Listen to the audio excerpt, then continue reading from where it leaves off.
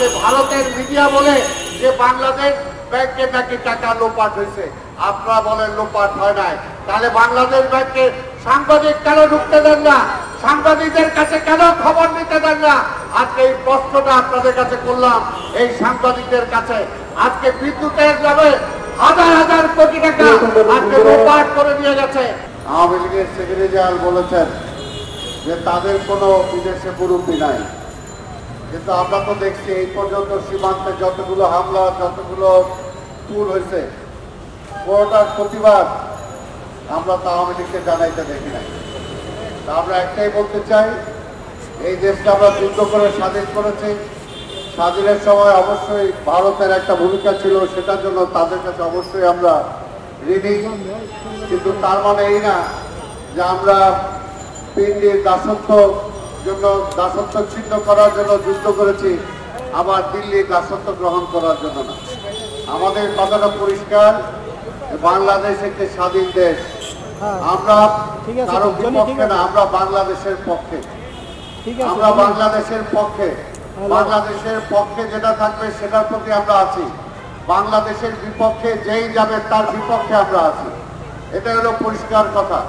আর আজকের সবচেয়ে বেশি যেটা প্রয়োজন হয়ে পড়েছে, যে আপনারা দেখেন যে গত 3টি নির্বাচন হলো, গত 2টি নির্বাচনে বিশেষ করে প্রতিবেশী ভারত যেভাবে আওয়ামী লীগকে ক্ষমতা আনার জন্য উন্মুক্তভাবে তারা যেভাবে ভূমিকা গ্রহণ করেছে, সেটা কোনোভাবেই একটা স্বাধীন দেশের পররাষ্ট্রনীতি সেখানে আছে অন্তত সেটা আমরা মনে করি না।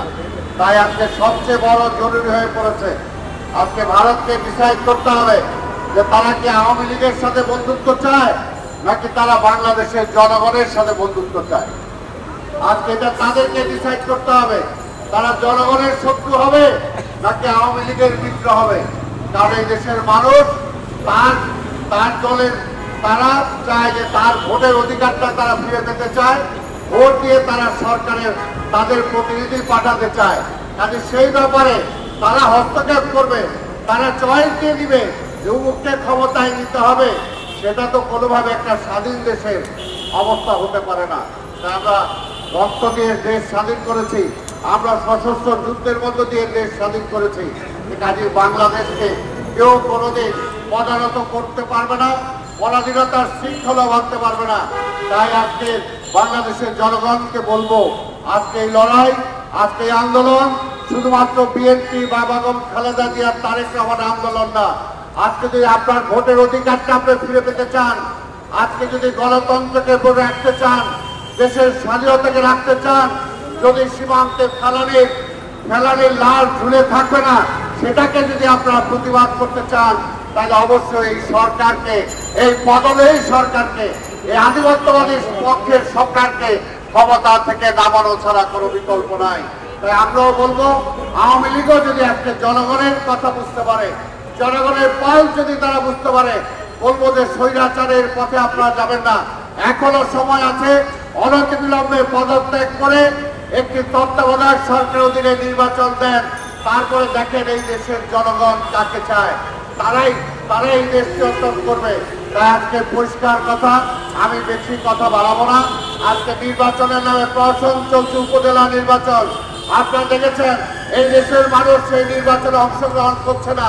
আজকে শেখ হাসিনা বা ওবায়দুল কাদের এখনো কিভাবে বলে যে জনগণ তাদের পক্ষে আছে, যে জায়গায় জনগণ তাদেরকে বয়কট করেছে। আজকে উপজেলা নির্বাচনে 5 to 7% বেশি লোক আজকে যাচ্ছে না, আর বাকিটা তারা কারচুপির মাধ্যমে ভোট দিচ্ছে। কাজে সেখানে তো নির্বাচন হচ্ছে না, এই দেশের জনগণ বয়কট করেছে।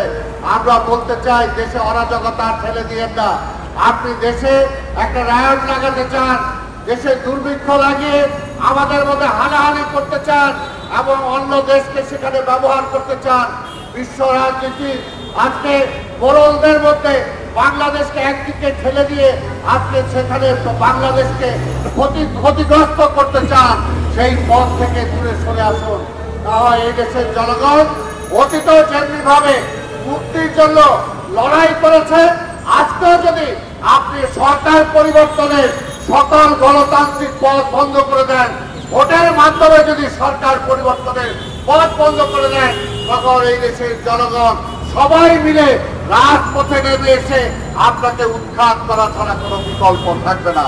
তাই ভাইরাবার, আজকে মুসলিম লীগ সহ সকল রাজনৈতিক দল, সকল পেশার মানুষকে বলবো, আসুন ঐক্যবদ্ধভাবে আমরা এই দেশের মানুষের মুক্তির জন্য, গণতন্ত্রের মুক্তির জন্য, ভোটের অধিকারের জন্য, বেঁচে থাকার জন্য যেভাবে দেশ যাচ্ছে, যেভাবে অর্থনীতি যাচ্ছে, আজকে ব্যাংকগুলো শেষ করে দিয়েছে, ব্যাংকগুলোর টাকা কোথায় গেল সেই তালিকা তারা প্রকাশ করে না।